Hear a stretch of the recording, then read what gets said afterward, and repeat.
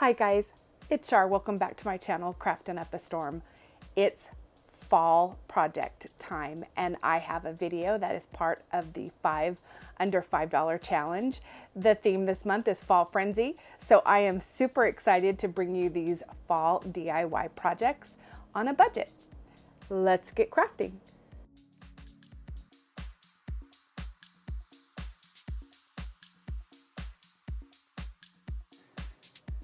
For this first project, I'm going to use some foam dice, some of these little tea candles, and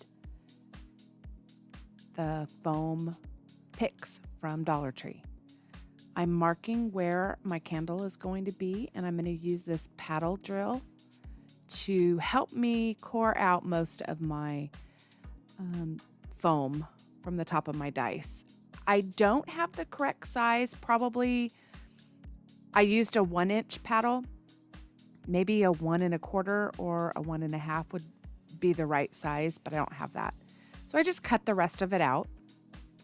And you don't have to use the paddle, you can just use a knife. I'm gonna cut my little pumpkin, styrofoam pumpkin in half. These are small enough, you can just use a knife to cut it. I just have this hot wire. So I'm going to glue the pumpkin to the front of my foam dice. And I'm going to paint all of it with Waverly chalk paint in plaster. I do probably 3 coats just to make sure everything's covered and the dots on the dice don't show through. I am going to distress it with some antique wax. The antique wax on this painted foam really picks up. It doesn't just distress and wipe off well. So I'm wiping it on and kind of rubbing it in a bit and just going over it, which is fine. I want a good solid distress on it.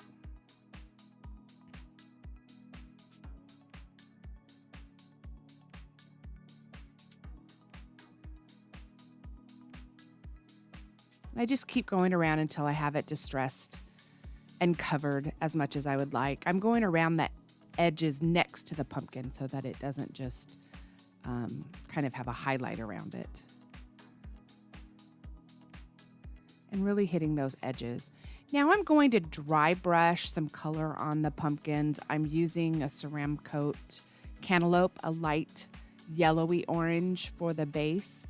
And I'm just dry brushing over the top, and I'm using a darker orange. I think it's just orange to get into the creases. Now I'm using my hot pin to make a hole in the top. You can use your hot glue gun tip or a little drill. And I popped in a little twig. And I'm using some extra leaves from other florals to cut down and just kind of stuff into the side of my little pumpkin. I popped in the tea light. You want them to be a loose fit because you want to be able to turn them off and on. Then I decided I wanted to also antique those pumpkins a little bit to make them match. They kind of stood out a little bit. So I'm going to rub some antique wax over the top of those to distress them. And that's it for these little tiny candle holders. What do you think?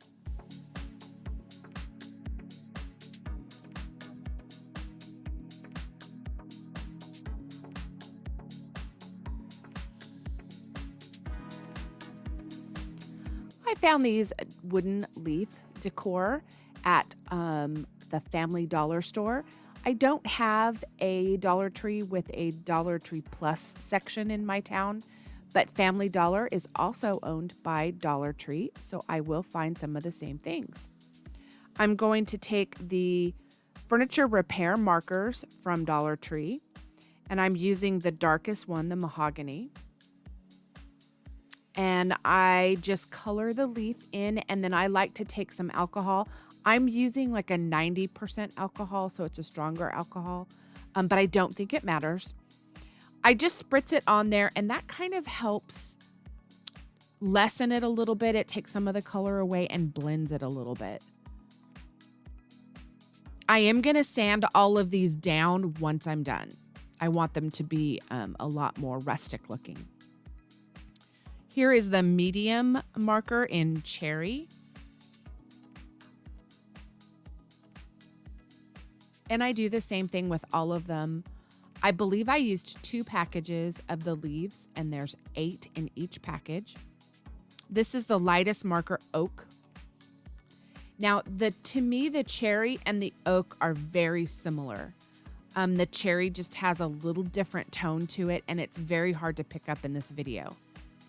Once I had that done, I used the lightest one, the oak, to color some extra leaves, and then I put color, I used alcohol marker on top. I used the yellow first, an orange, and a red, and I believe I used a teal color at some point too. I went around the edges with the darker color pen because I wanted those edges to be finished. And I didn't have footage of me sanding them, but I did just sand them down a bit to lighten them up and make them look much more worn and rustic. I used one of the bamboo hoops from Dollar Tree. I believe it's the smallest one. They come in, it's a package of 2 and there's 2 different sizes. And I think I used the smallest one. I can't remember. But I glued all the leaves down around it. And then now I'm going back and filling in over the top and adding leaves in between.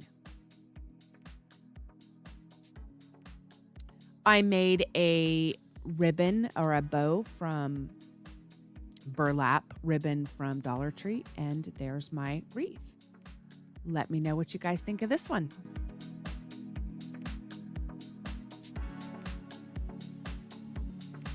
Today's video is part of the 5 under $5 DIY challenge.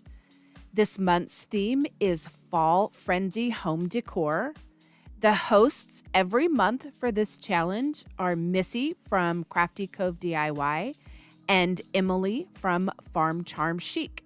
These ladies are absolutely wonderful. You have to check out their channels.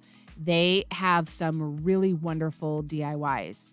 This month's guest host is Robin from Robin's Buys and DIYs, and she has some wonderful creative content. Check her out. And watch the entire playlist. You will get a ton of inexpensive fall decor ideas. Enjoy!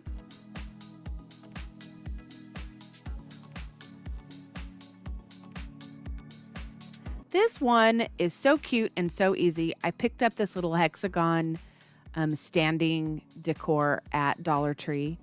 I used my heat gun and softened the glue and took the frame off the top. Now I'm going to take all the paper off. You don't have to do this. You can take the label off the back and flip it over. It will match, but I wanted to use the front side. I painted it completely with Waverly chalk paint and plaster. I wanted to start with a solid base. And then over the top of that, I'm going to paint, I also painted the frame as well too. You can leave it black, it's up to you. I wanted to do a different technique on it, so I'm starting all of it with the same base. Then I painted it in orange tone. I believe I used just an orange. I think it might have been called pumpkin. Ceram coat pumpkin. But I painted both the base and the frame.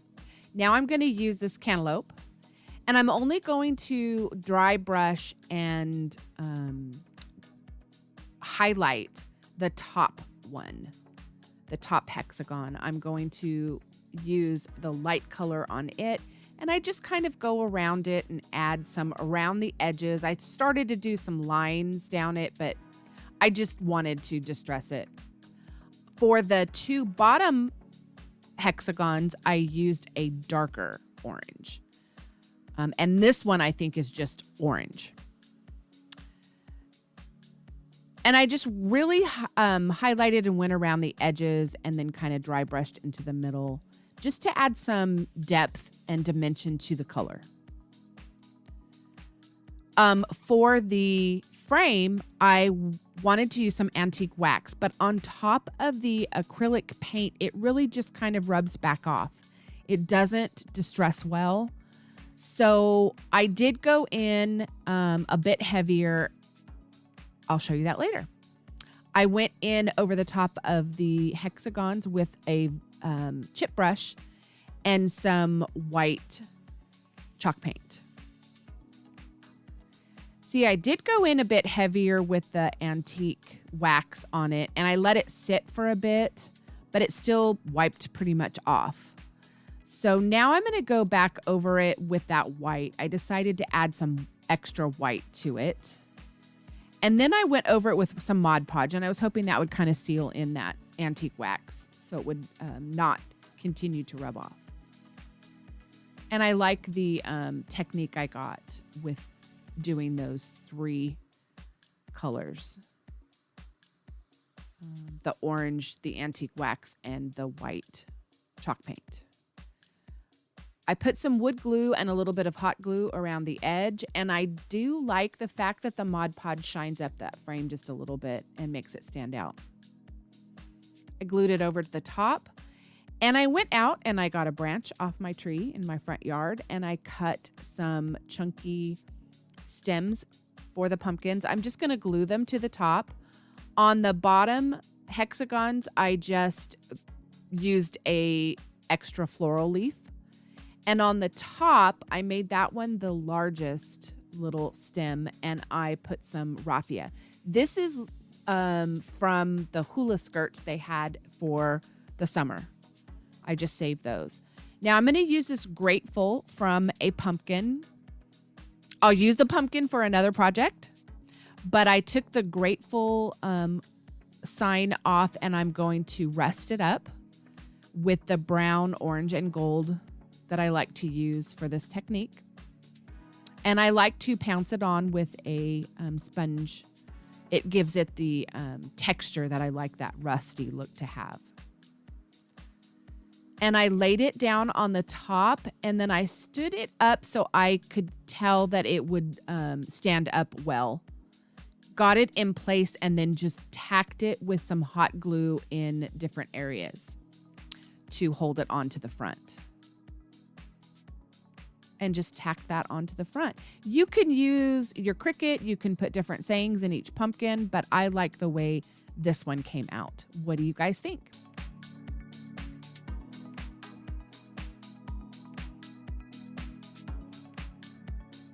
This one was so simple, but I'm so in love with it. I picked up a glass jar from Dollar Tree that has the like diamond pattern on the front of it. And I'm going to paint it. I started with a coat of black chalk paint, and now I'm using some chalk paint in Pool. And I love this light blue color with the autumn flowers. So I'm just making a very simple vase. I'm going to cover it completely and put some twine on the top, all the way around the top. Take off the fringes. And now I'm going to distress it. You can also just go back with some black chalk paint and add marks on it, but I just distressed it, took it down to the glass in some places to make it look older.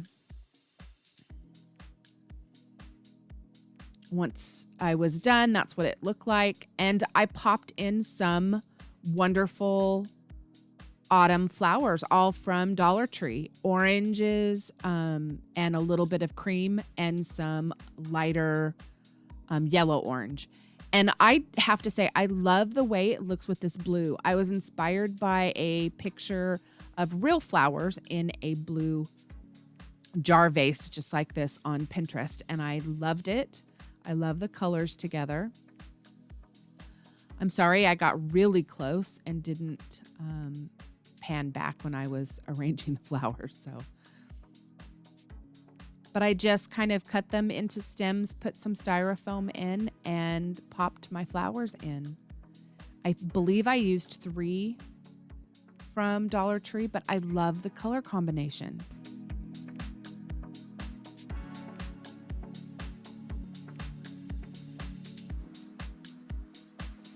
This one was my most involved project on today's video. I used almost a whole box of tumbling tower blocks. I made 4 legs and 2 pallets. I'm going to count them out for you. The pallet is 6 down and 3 across, and I made 2 of those. And then I did another smaller one that is 6 across, and then 4 at the bottom, 2 on one side and 2 on the other side. And then the legs, I used 4 blocks end to end. And you'll notice these are really sanded down. This is after I did my sanding process. And I took a lot of the edges and corners off. So for the sanding, once everything was glued together, I went in with some of the DAP filler. And I filled in every crack in between each of those blocks, even on the edges. I filled everything in. On both the top and the bottom pallet and the legs. And then I used a sander. I have a small bullet sander from Home Depot. And I was going to do a lot of sanding, so I decided to use my electric sander rather than sand by hand. And I sanded the heck out of these. I sanded them all down so they were very smooth. And then I went around the edges and I sanded away the corners so it looked very worn and uneven. And I sanded down the edges, and I sanded the heck out of these things. Then I went in with some Rust-Oleum wood stain, and I stained them all. You'll see I also made a couple of extra pieces later, I'll show you, but I did the same process to all of them. I used the extra pieces as braces, but I sanded those down as well too, and I stained them. And now I'm going to sand the stain because I want to take most of it back off again. I want this to look very, very old and weathered. This is just my choice. You guys do what you would like. If you want to paint it, solid sand it, stain it. I just wanted it to look very rustic and old and weathered. I went over the top of the stain with some whitewash. I just watered down some white, some linen, not linen, plaster chalk paint. Then I went over and I dry brushed with that same chalk paint, a heavier, streaky dry brush over the top. So I really, really did a lot to make these look old. And that was the look I was going for. So you'll see I have the 2 flat pieces, panels, and the smaller panel. And I'm doing the same thing to all of it. And I do the same thing to my support pieces later. So the smaller piece, I'm going to take and put some wood glue and then a little hot glue for some instantaneous hold. And I'm going to glue that to the top of one of these. And that will be my top piece. That's my top piece for my lantern. Now I'm going to glue the legs on, and I chose to glue them and hold them upright.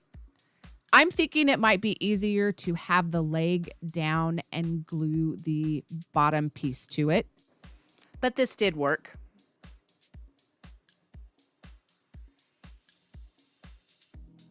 I'm going to glue the legs to the bottom, and then I'm going to glue the top onto the top of those legs. And then because it was so wobbly, now I'm going to make some braces. I just laid it down, and I decided how many blocks I would need to brace the back and the sides. I'm going to leave the front open. I cut down some of the blocks to make a good brace piece that will fit between those 2 legs. And I did that to the back and to both sides. Then I also cut some small pieces that I will brace the top of the lantern as well on the back and the sides. And you'll see here those braces at the top. I put them on each side of the legs except in the front. Now I'm gluing down some square beads as feet. You don't have to have feet on it, but I wanted to add that. I found this thankful metal sign at Dollar Tree. It had like a plastic coating over the top of it, so I had to take that off to be able to paint it. And I'm going to rust this up as well too, using the brown, orange, and gold. And because this started out black, it covers really easily. Now, I found this little box. It's a metal, it says candle holder on the bottom, but I found that at Dollar Tree. This is the lid. It's just a small lid and box that I found. I just didn't take a good picture of it beforehand. I'm sorry. But I put a coat of white chalk paint down first, and then I did the same rust technique to the top of it. I popped in some wooden blocks to be able to hold this down to the top. And this is going to be my decorative piece at the top of my lantern. Then I am going to wrap this thankful around the front. That's why I didn't put a brace in the front. I wanted it to be open. So I'm just going to see where it needs to be. And I put some tape around my needle nose pliers so I wouldn't scratch it. And I just bent them. I just bent the sign where I wanted it to be and set it up there. And then I tacked it down with some hot glue. And that was it. What do you think of my lantern?